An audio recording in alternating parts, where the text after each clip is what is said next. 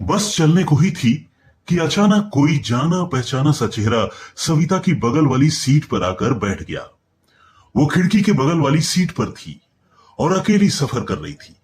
सारे चेहरे अजनबी थे, मगर यहां ऐसे हालत में उस शख्स से मिलना जिंदगी के लिए एक संजीवनी के समान था।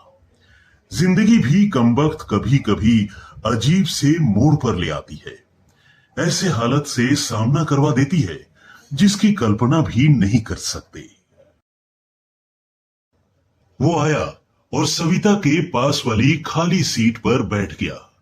न उसकी तरफ देखा, न पहचानने की कोशिश की। कुछ इंच की दूरी बनाकर चुपचाप पास आकर बैठ गया।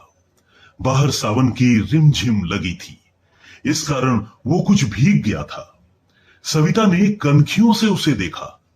उम्र के इस मोड़ पर भी कमबख्त वैसा का वैसा ही था।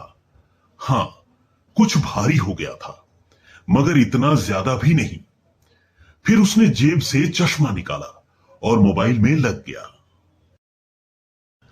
चश्मा देखकर सविता को कुछ हैरानी हुई।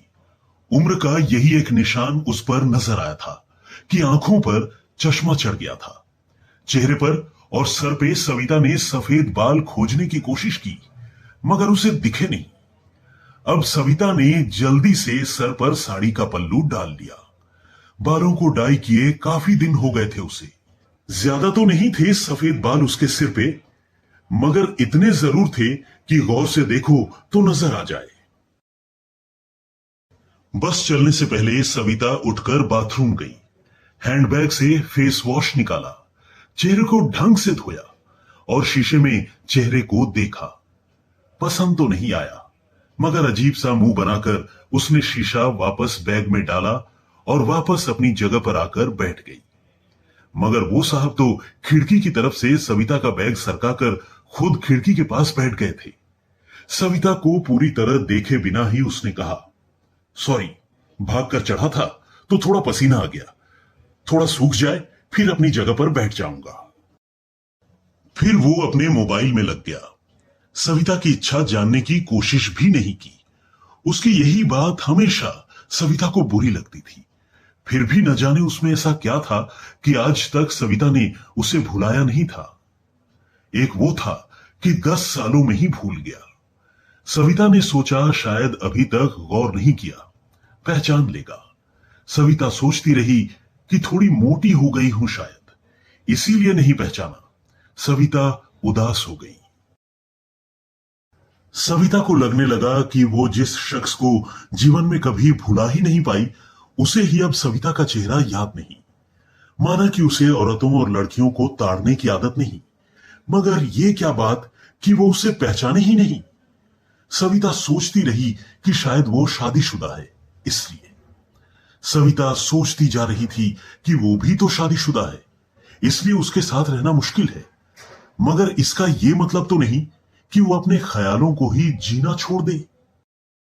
सविता सोचती रही कि एक तमन्ना थी कि कुछ पल खुल के उसके साथ गुजारूं।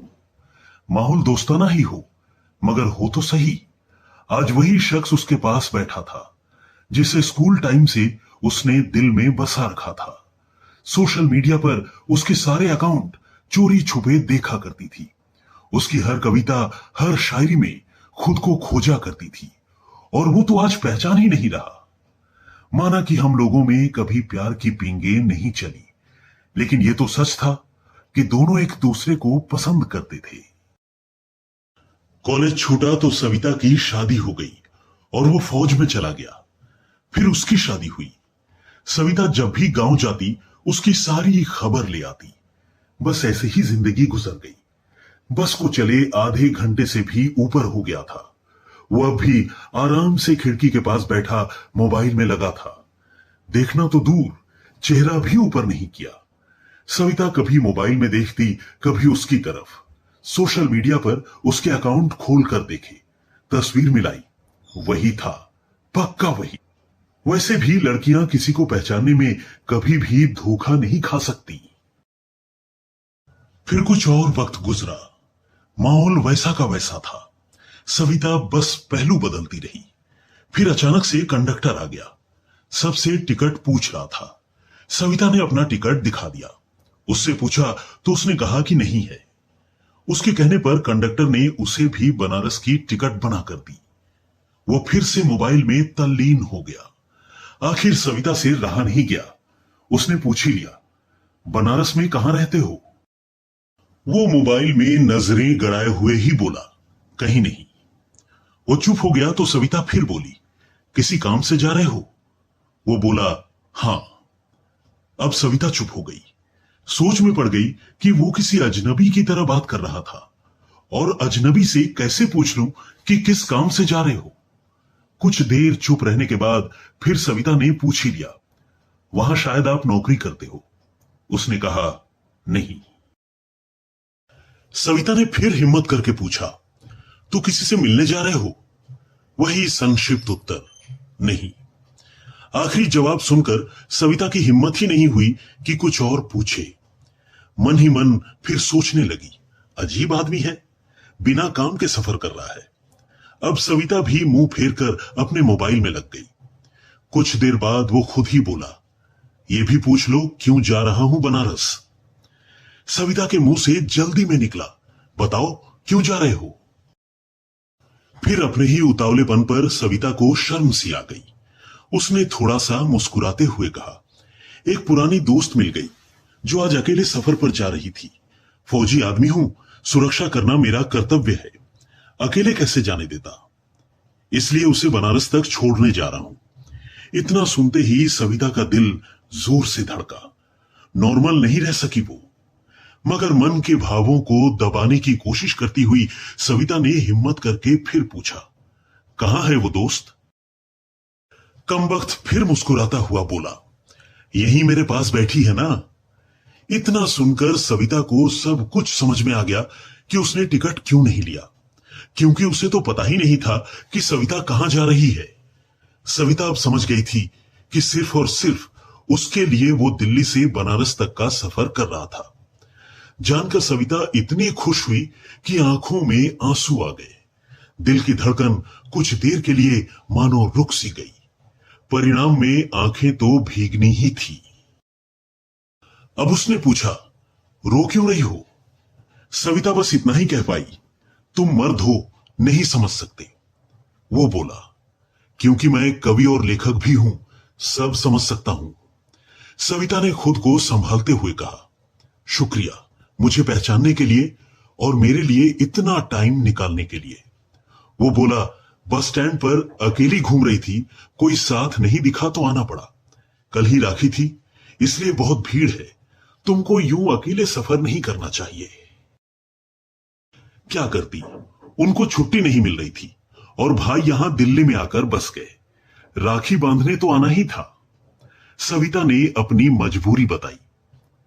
ऐसे भाइयों को राखी बांधने आई हो जिनको यह भी फिक्र नहीं कि बहन इतना लंबा सफर अकेले कैसे करेगी।